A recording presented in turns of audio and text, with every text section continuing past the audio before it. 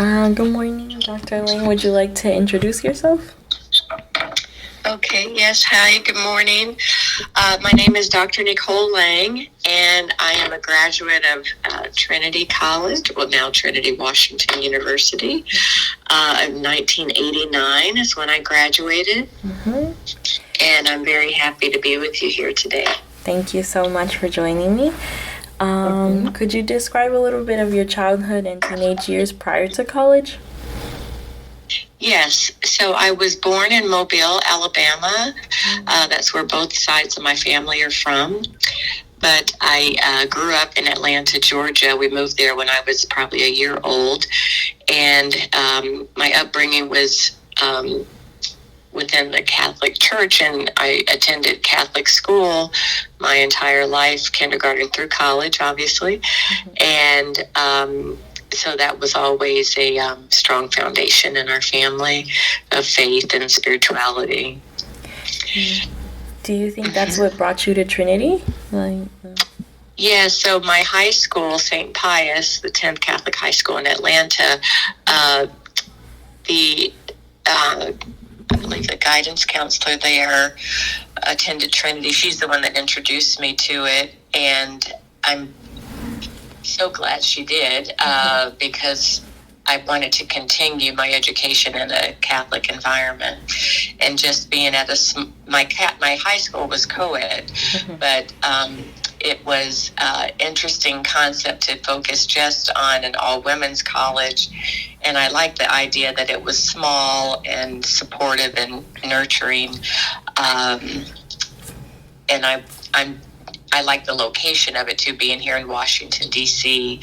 So that was enticing to me as well, to venture out on my own away from the home base. Both my sisters went to college in Atlanta, or in Georgia, but I wanted to do something different. And so I'm so happy that I did follow that suggestion, and I applied and was accepted to Trinity.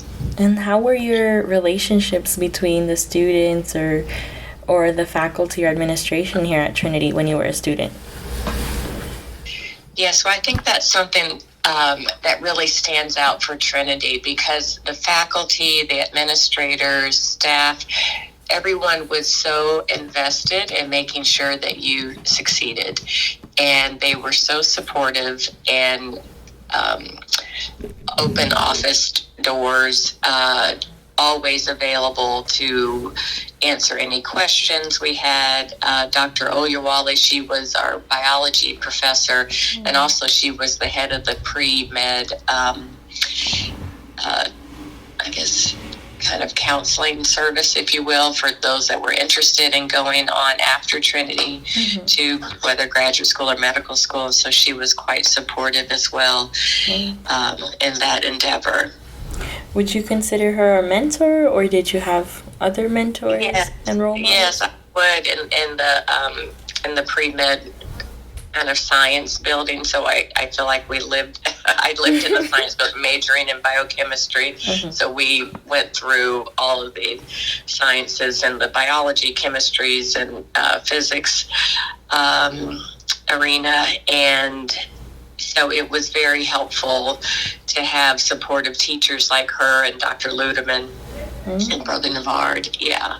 So it was really a wonderful experience for me. And it really helped to lay the foundation for me to propel me to medical school. I've always wanted to be a physician ever since I was probably 7 years old, although I'm the first doctor in my family, but third generation college educated. But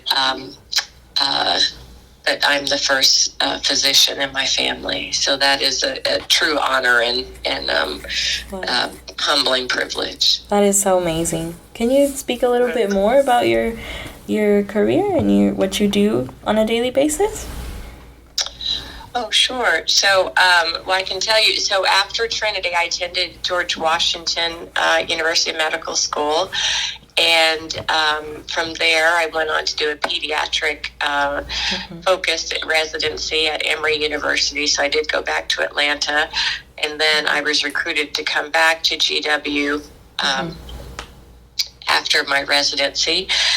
to work there in their faculty group practice within the medical school. So that entailed not only seeing my own patients in a clinic office environment, but also teaching students within the clinical practice, but also outside in their classroom about the practice of pediatric medicine. Yeah. And while I was working at GW, I was also tapped to be one of the assistant deans, a student in curricular affairs at GW. So that was a true honor to go back to the school where I went to medical school, and then to be asked to be one of the 5 deans to lead the medical school from an administrative and curriculum perspective. So I did that for a few years, and then the opportunity presented itself that I could open my own practice.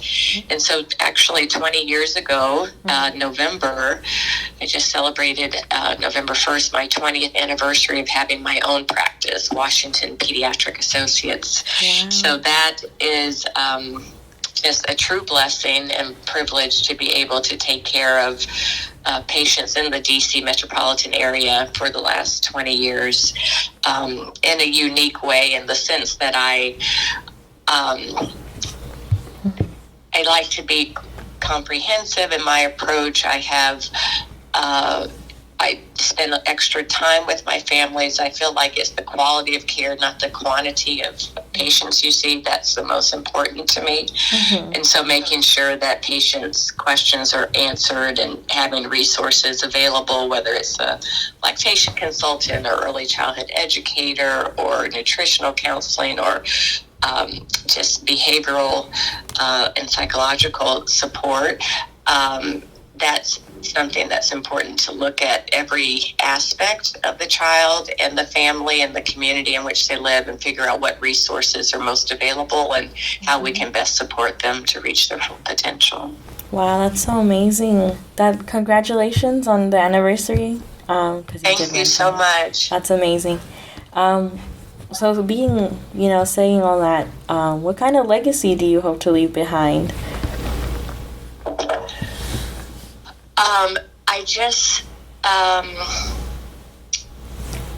Wow, that's a good question. The legacy I hope to leave behind is one where children feel supported and nurtured and cared for and heard and seen, no matter what background they come from, what race, nationality, or gender they are, but that they feel like they are not alone in this world, and that if I have done something to help support that effort, then I would feel very grateful. Wow, that's amazing. I kind of had a question. So you did say that you went back to, with the administration of George Washington. How did you feel kind of going back into that environment, and would you, I don't know, kind of explain to us the way that your career path has gone, and if it's taken you into routes that you didn't really expect would? Yeah, I wasn't expecting that at all, but something that we learned from Trinity is that it's important to be courageous in your efforts, to step outside your comfort zone, to be an independent thinker, and to want to make a difference. And I think the people at Trinity, like the faculty, friends, staff, administrators, all help to support each other there. And so when I was asked to do that role, I was confident knowing that, one, I wouldn't have been asked if they didn't think I could do the job. And so it's not that I knew everything. We constantly are learners every day, lifelong learners, but having the capacity and the courage to move forward in a new role was, one, exciting, and as really I was the first Black female dean that they had at the school. That's amazing. That's really amazing. and I was a dean in my early 30s. So I was one of the youngest that was in that office. So, so in spite of all that, or because of all that, I was able to forge forward and again let my voice be heard on what I thought was important from the lens that I see the world and my perspective, and to help encourage other students that look like me or don't look like me, but that I wanted to be a resource and role model, and to help move the next generation of healers forward. Kind of speaking on, us women of color, I just have this separate question, not on the interview questions, but what would you consider the 3 biggest key components or key factors for women of color in, success-wise? Like, what are the 3 key factors of success for women of color? So I would say one is what I've always been taught from my family and from being a Trinity student, and just kind of the source of all things is to have faith, and faith in God and faith in yourselves, and know that we're not alone, that God is always with us. So to always know that faith in God is an anchor and a source of strength and fortitude and protection. The second, I would say, is to have the determination and discipline and really dedication to follow your dream and follow your passion, no matter what people may say. Because as a person of color and a woman, many people will try to put you in a box or stereotype, or not give you a chance. And so we often have to prove ourselves, even at a more intense level. And so just making sure that we do have that determination and willpower to follow our passion, no matter what. And I would say the last thing would be to know that we're always supported, and to not be afraid to advocate for ourselves or to ask for help, and to utilize the resources around us. Because my success is because of mentors that I had and support that I've had around me. And so I think that's something important for Trinity students to know, to ask for help, to advocate for yourself. That's a sign of strength, not weakness, and that there's always someone available for you to reach out to help support you on your path of success. Thank you. There were some questions about if you were experiencing any significant civil rights or social justice events during the time that you were in Trinity, because I know that it was a predominantly white school. Could you talk about that, or if you ever felt anything? We just want to.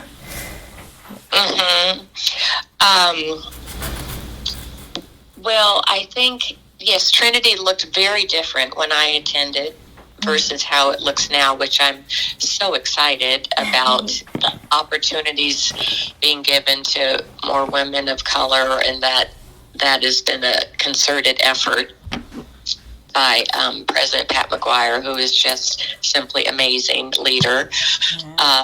And I think it goes back to, the essence of how Trinity was even founded to help educate women when we didn't really have an opportunity.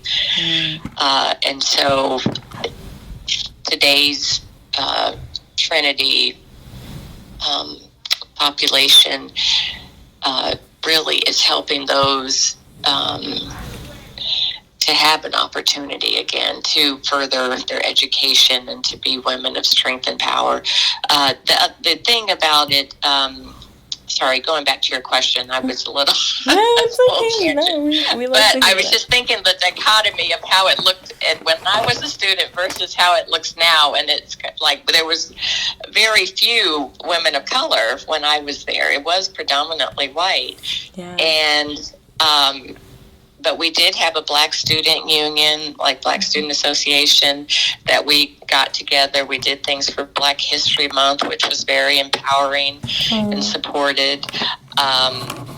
Also, another classmate of mine, Sharon Robinson, she and I were part of creating a city chapter for the Alpha Kappa Alpha Sorority Incorporated. Is what the first Black sorority created, in this country. Wow. That focuses on scholarship and education and community service. And so Trinity, we were the two students from Trinity, and it also incorporated students from Georgetown, Catholic, and Mount Vernon, which at the time was another all-women's college in D.C.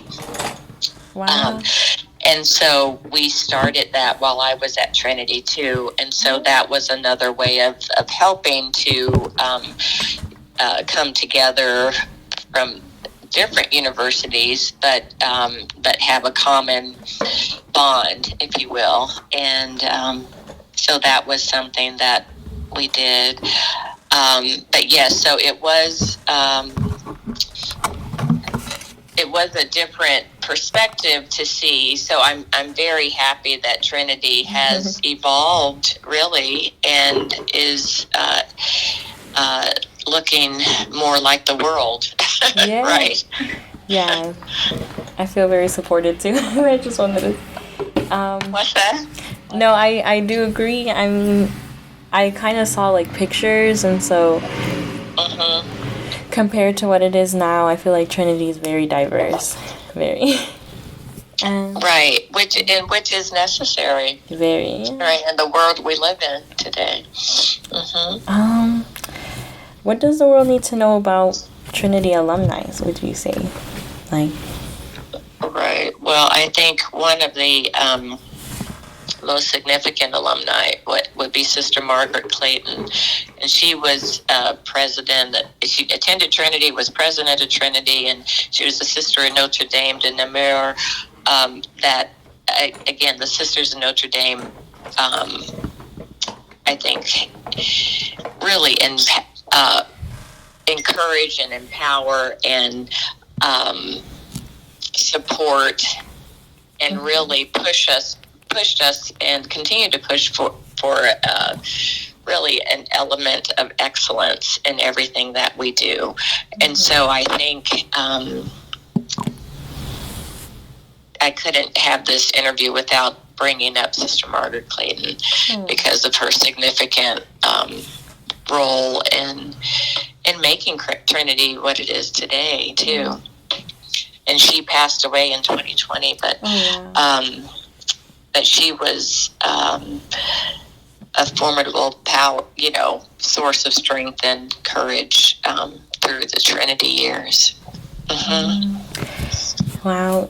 We didn't really touch base on this, but did you have any did you have any obstacles during your time of Trinity, or just in general? Well, I think the bigger obstacle was just being a Black woman trying to go into the field of medicine that was male-dominated and really white male-dominated. Yeah. I think that was just my biggest obstacle in general, because the percentage of doctors in this country, really over the last 100 years, that are African-American or African-American female is still 5% or less of all doctors. And so it's a really sad circumstance, and it really stems from systemic and structural racism, but and just an uneven playing field. And so I think the biggest obstacle in general is just getting the foundation, getting over the hurdle of of wanting to take this path that, again, no one else in my family had ever taken. So it's not like I could talk to some other family member, as many of my medical student classmates had, medical school classmates had doctors and grandparents and parents and grandparents that were physicians and readily available for resources. And so that was something I felt like I had to really follow my passion, follow my dream. I really felt like this was a calling, so I was determined and really meant to do what I'm doing, which I'm blessed and so grateful that I was able to go straight from college to medical school. That doesn't always happen. And so I feel like Trinity really laid a solid foundation for me in my studies, but also in the character building and sense of resolve that no matter what, you follow through and follow your passion. Wow. And God will be there to carry you along. You just have to know that if you have it in your heart, God put it in your heart, and so you're going to be okay. Just keep trudging forward. I mean, it's not always easy, obviously. You know, I've had bumps in the road too, but I just keep pushing forward. Keep your eyes on the prize, as they say. Yeah. Right? Yeah. Well, thank you so much. Do you want to leave any last piece of advice for the following class? Yes, I think my biggest piece of advice is just to know that being a student at Trinity is such an honor and privilege, and you're not a number. You actually are a person, and people are vested in supporting your success as a student and beyond the walls of Trinity. I think it's important to make sure you utilize the resources in front of you, because not every college has the opportunity to get to know you on a personal level and just really want to support your educational endeavors, because there's one thing that no one can ever take away from you is your education, right, and your experiences and the people that you connect with, and so value those experiences at this chapter in your life, because it is very foundational, it's very supportive, and it is the first step of your young adulthood life.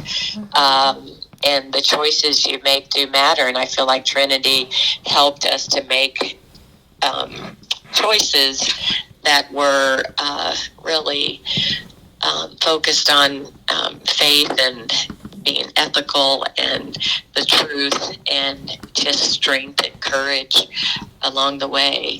So I think it's important to have mentors, to realize who's in your support network and to reach out and to ask for help, and to know there's always someone there that will help lift you through. Yeah. And yeah. So I want everyone to know that I'm happy to be a resource for anyone that's interested in medicine. And I'm happy to come back and talk to Trinity students in the science building that we lived in. I know that old science building is not there, but Trinity has evolved since I graduated in '89, but I want to be a resource, and I know my other classmates that are in the medical field would be happy to as well. So please don't hesitate to reach out for us. But I wish you all the best, and you're at a wonderful place. Trinity is really a hidden diamond in the city. Thank you so much, Dr. Ling, for being able to do the interview with me. You're so welcome. Thank you for having me. Yeah, I'm going to pause it now. Okay.